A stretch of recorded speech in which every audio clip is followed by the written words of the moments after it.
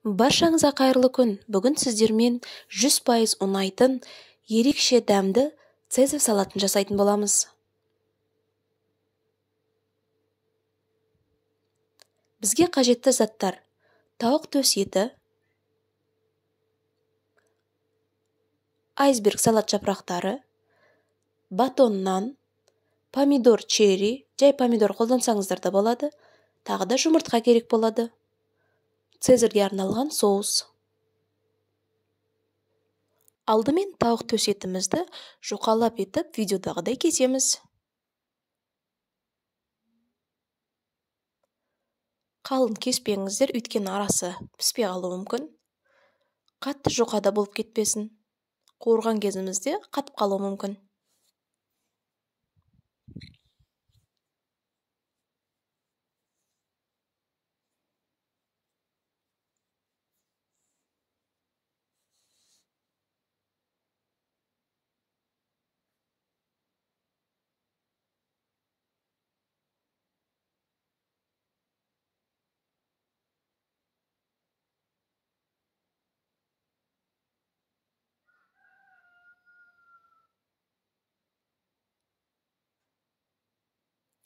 Туралған еттерімізді бір ыдысқа салып, үстінен 2-3 тіс чесногымызды езіп саламыз.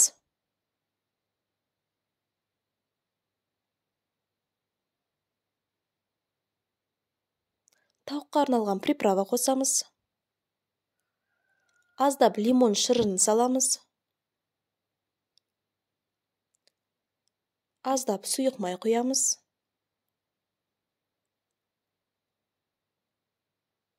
Дәміне қарай тұз салып, жақсылап араластырамыз.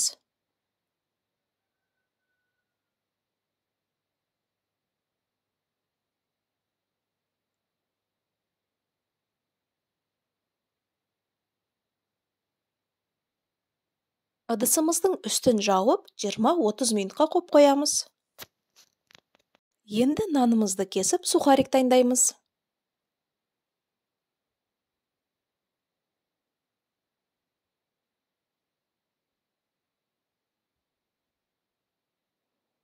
Осылай кішілеу етіп тураймыз.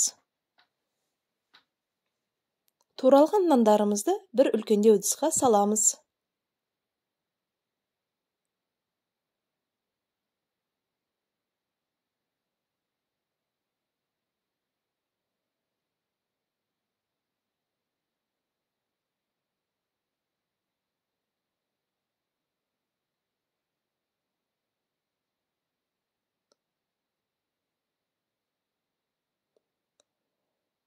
Аздап сұйық майымызға 3-4 тіс чесногымызды майдалап салып, жақсылап араластырып, туралған нандарымыздың үстінен саламыз.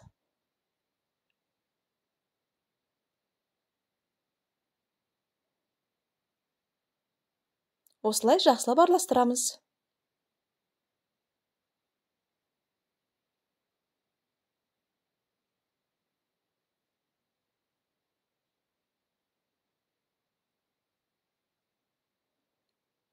Үстінен аздап приправа қоссаңыздар болады, ұнамаса қоспаңыздар.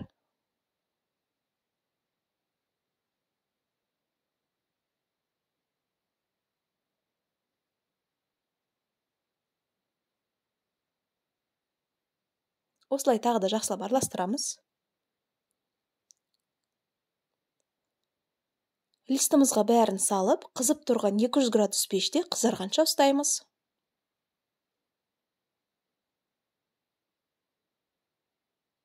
Мінеке осылай қызарып піседі, өте дәмді болады. Енді жарты сағат өткен соң тауық төс етімізге бір жұмыртқаны шағып салып, қолымызбен жақсылап араластырамыз.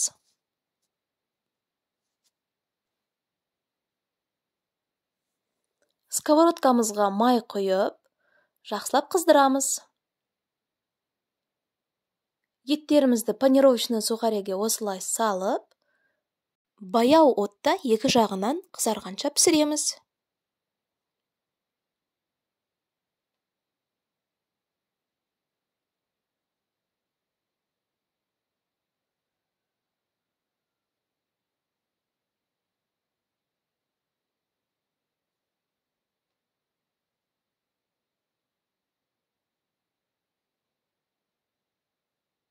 Әрине, тауықтың етін қайнатып пісірсеңіздер де болады, жай духовкаға пісірсеңіздер де болады, бірақ маған осы тәсіл өте қатты ұнайды, өйткені тауықтың еті өте дәмді болып шығады.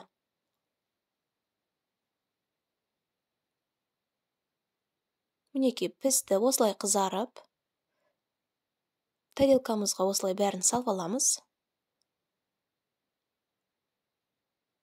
Қалғандарын да тура осылай пісіреміз.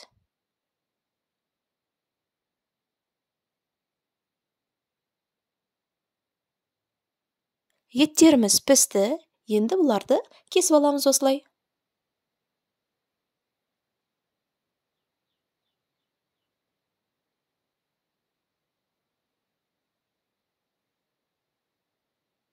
Жұмыртқаларымызды кесеміз.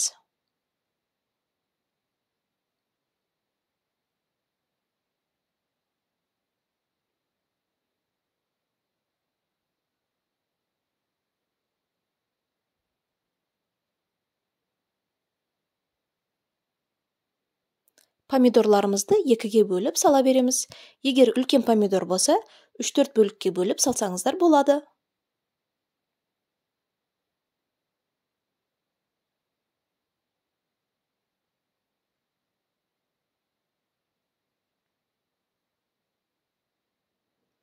Айсберг салат жапырақтарын қолымызбен осылай бөліп саламыз.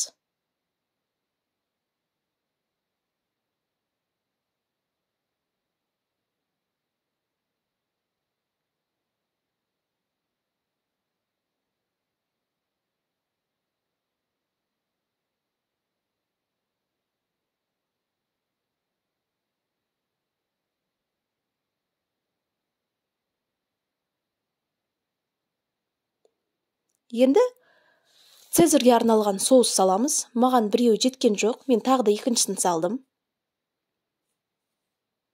Қасықтың көмегімен жақсылап араластырамыз.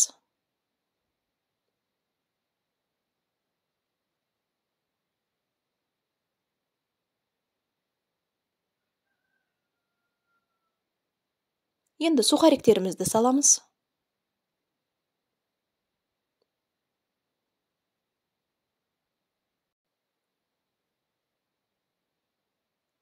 Осылай жақсылап араластырып, тарелкаларымызға саламыз.